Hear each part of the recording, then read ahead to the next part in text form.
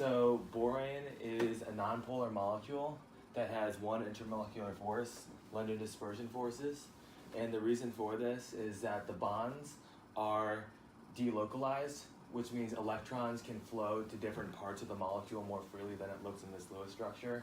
So when the electrons migrate to one specific spot on the boron molecule, it can interact with other induced dipoles to create the weakest intermolecular force. Acetone is an example of a dipole-dipole interaction. This is because of the polar covalent bond created by the carbon and the oxygen of the acetone molecule.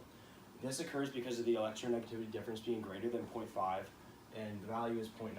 The dipole-dipole interaction occurs as each molecule of acetone reacts with their partial negative and partial positive charges.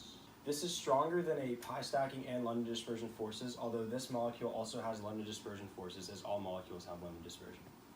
Ammonia, in addition to London dispersion forces and dipole-dipole forces, also has hydrogen bonding forces due to the HN bond, because N is one of the elements that are very electronegative in addition to F and O.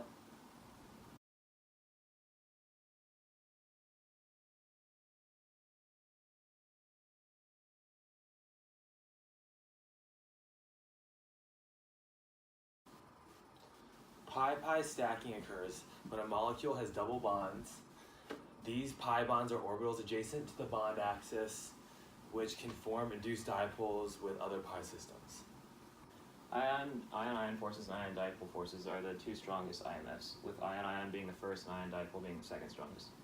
Ion-ion forces occur when between cations and anions due to electrostatic attraction between their opposite ends.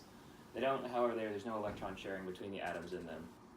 In ion-dipole forces, it happens when the partial charges on polar molecules interact with an ion, which ends up with the partial charges replacing the forces present in the ion-ion.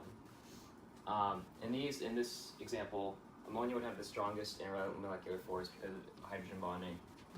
Acetone would have the second strongest because it has dipole-dipole, and boron has neither dipole-dipole or H bonding, so it only has London dispersion, which makes it the weakest.